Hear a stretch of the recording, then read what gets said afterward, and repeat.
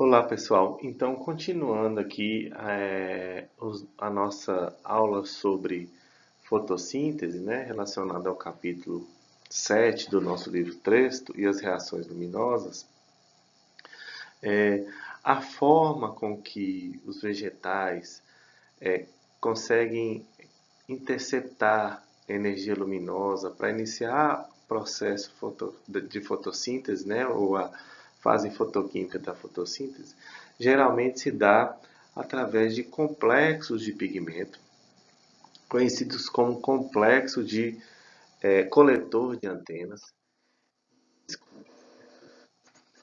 importantes porque eles aumentam a probabilidade de que o feixe de luz ou o fóton acerte a clorofila. Então, imaginem vocês que esse complexo cheio de pigmentos, né, que está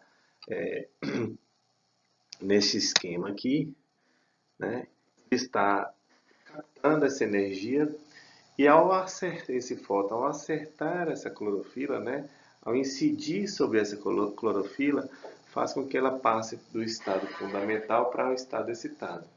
E essa clorofila, então, já que está numa forma de antena, são vários pigmentos, todos concentrando, né, e transferindo essa energia até o centro de reação do fotossistema. Por isso conhecido como complexo coletor e antena. Se as plantas não tivessem esse complexo coletor e antena, os centros de reação do fotossistema ficariam muito ociosos, né? Então imaginem vocês que com a luz acertar, a probabilidade da luz acertar esse centro de reação é muito menor do que um grupo ou um conjunto de pigmentos, né, funcionando como antena. Lembrando que esse complexo em antena, essa clorofila ela não perde elétrons, né? Então a gente diz que ela transfere elétron, transfere energia de uma clorofila a outra, né? Que como mostrado aqui pela seta amarela da luz, né? De uma clorofila a outra, até o centro de reação do fotossistema. Esse sim vai ser uma clorofila, que a gente chama de clorofila especial, vou explicar melhor nas aulas mais à frente, vai perder elétron numa daquelas rotas possíveis, né, que a gente já comentou, que é perda de calor, fluorescência, né, transferência de energia, que é o caso aí, ou perda de elétrons ou fotoquímica, não é isso? Então esse complexo é muito importante nisso. Para a gente entender tudo isso, eu vou explicar novamente, né? Para a gente entender tudo isso. Aqui a gente tem um cloroplasto, né? Uma fotografia eletrônica de um cloroplasto, mostrando o estroma, que é a matriz gélica, as lamelas do grana, os tilacoides, né? Interna e externa, as lamelas estromais são estromais, que são a parte não empilhada.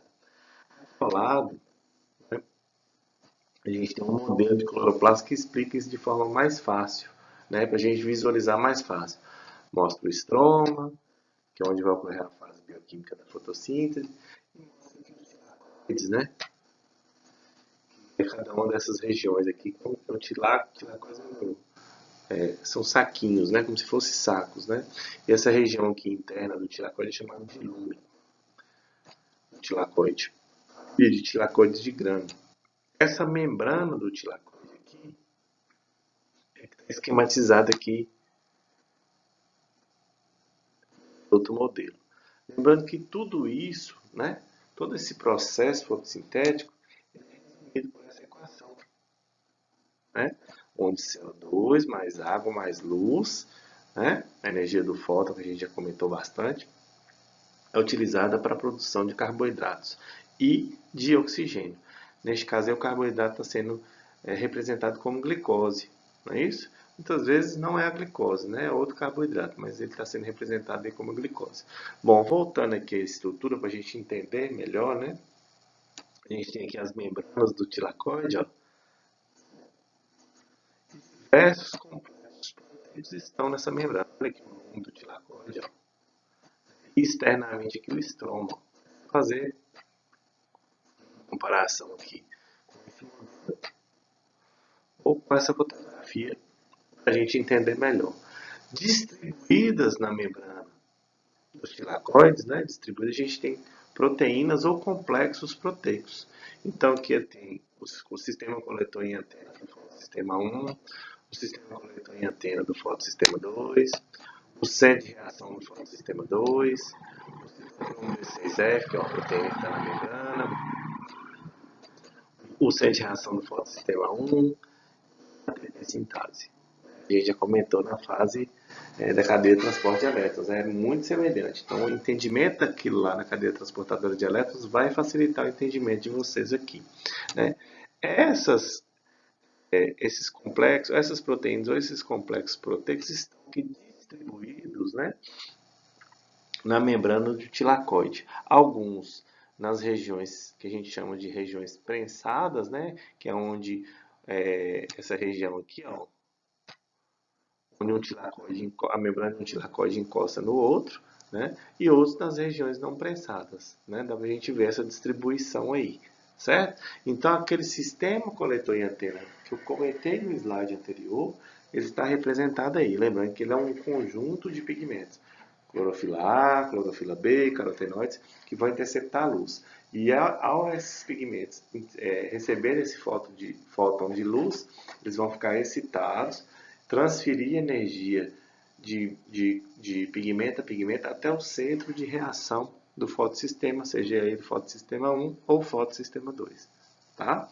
Então é preciso entender isso, esses conceitos para que a gente possa entender de forma mais clara a fase fotoquímica da fotossíntese. Né? A gente entender então aqui a fase fotoquímica da fotossíntese e compreender essas estruturas é de fundamental importância, né? Para depois explicá-las como cada uma dessas estruturas vai atuar.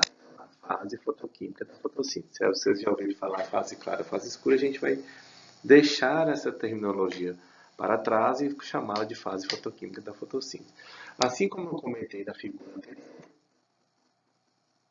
a gente tem aqui um modelo, né? Um esquema dos tilacoides, né? Mostrando a região prensada, a região não prensada, os tilacoides, o lume do tilacoide, né? Que o lume é essa região aqui interna, né? Os proteicos aqui na membrana, como a ATP sintase, né? O centro de reação do fotossistema 1, o citocromo B6F. Então, todos esses complexos proteicos estão aqui bem descritos. Observem, por exemplo, que a ATP sintase ela não fica na região prensada, ou seja, onde um tilacoide encosta no outro, né? Dá para a gente ver também que o fotossistema 1 também não se localiza nessa região. Já o citocromo B6F está espalhado em toda a membrana do tilacoide e o fotossistema 2 na região prensada, ou seja, na região onde o tilacoide encosta no outro. Então, existem, nesse processo de fase fotoquímica, né, 4 complexos proteicos envolvidos principais. O fotossistema 2, o citocromo B6F, o fotossistema e a ATP sintase. Atenção, fotossistema 2, conforme nós vamos chamar atenção novamente, que ocorre o que a gente chama de fotooxidação da água, ou seja, quando o sistema coletor e antena do fotossistema 2 recebe ou incide luz fotossinteticamente ativa nesses pigmentos e eles transferem energia até o centro de reação do fotossistema 2, essa clorofila do centro de reação do fotossistema 2 perde elétrons para começar os processos da fase fotoquímica, que são reações químicas de óxido-redução. Então, se ela perde elétrons, ela é oxidada. E esse elétron precisa ser reposto, né? Nós vamos comentar novamente. E a reposição desse elétron se dá através da fotooxidação da água. A água que é o doador de elétrons para o centro de reação do fotossistema 2 e para que o processo de fotossíntese ocorra. Daí a água é fundamental para esse processo. Os principais componentes do fotossistema 2. O complexo de evolução de oxigênio, né?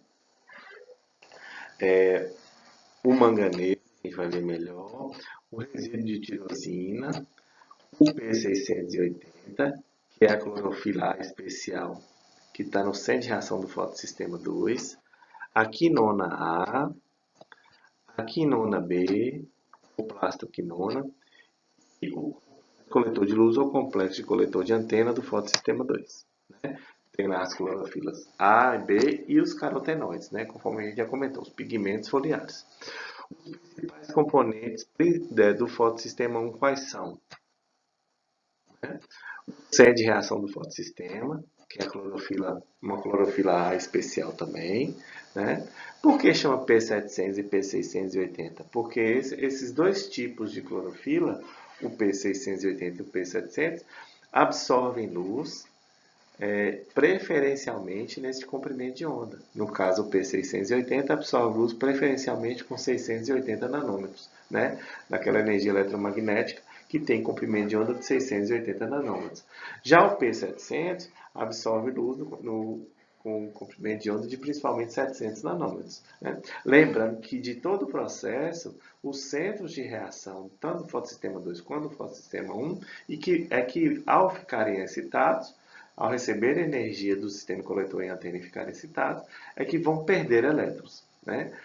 Os outros pigmentos não vão perder elétrons, vão só transferir energia de molécula de clorofila em molécula de clorofila. Bom, continuando aqui então, com os componentes principais do fotossistema 1, a gente tem a molécula de clorofila A, conhecida como A0, a filoquinona, que é a vitamina K1, ferro enxofre, né? A ferredoxina, a plastocianina e o sistema coletor de luz do fotossistema 1. Esses são os principais componentes e os complexos proteicos envolvidos nesta fase, que é a fase fotoquímica da fotossíntese. Outro conceito que a gente precisa ter é o de produtividade quântica, da fotoquímica. Né? O que é essa produtividade? Como é que ela é calculada? O número de produtos da fotoquímica, aí pode ser oxigênio, pode ser glicose, né? Certo? Dividido pelo número total de quanta absorvidos, ou seja, da quantidade de energia absorvida, energia luminosa e da radiação fotossinteticamente ativa. Né? Então, eu posso calcular a produtividade ou eficiência quântica, né? A gente pode chamar da mesma forma. Percebam aqui nesse gráfico que a gente tem a quantidade de oxigênio produzido por flash de luz, né? Em função da energia do flash. Sendo que aqui, nessa região do eixo X, energia de baixa intensidade, e aqui nessa região, energia de alta intensidade.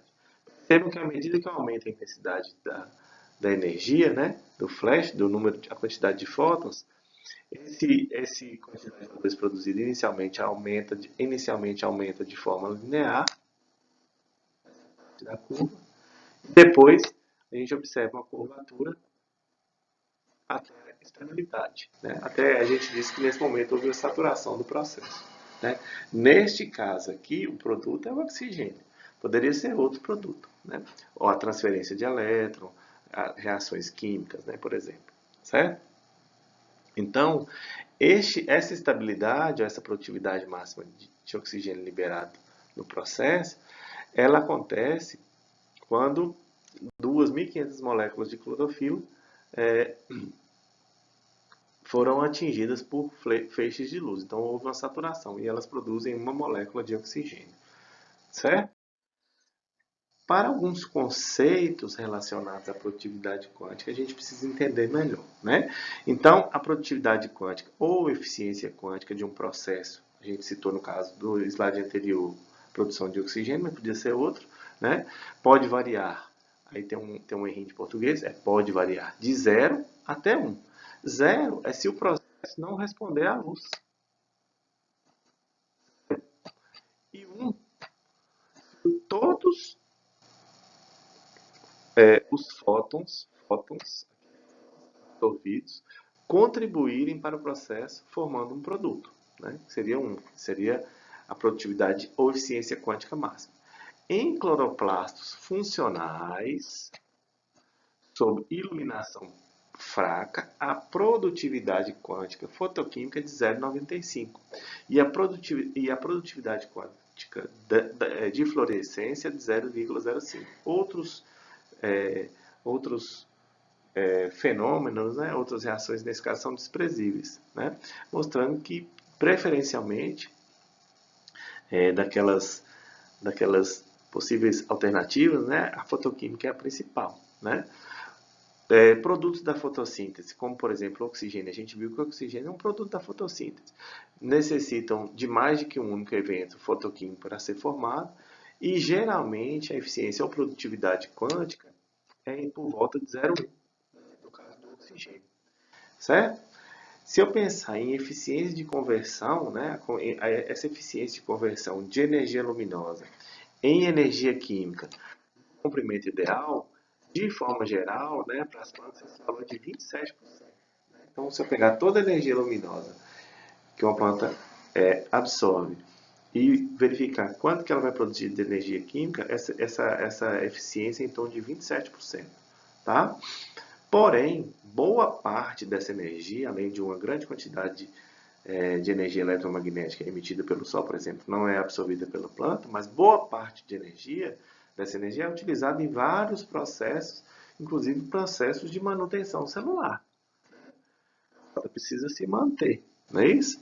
Então, se eu calcular a eficiência energética global, né, que seria a quantidade de energia que a planta que chegou, que foi emitida pelo Sol, né, juntando todos os comprimentos de onda, e a quantidade de biomassa que uma planta acumulou, a gente vai chegar em valores próximos de 4,6%, de 4,3% para a planta C3 e de 6% para a planta C4.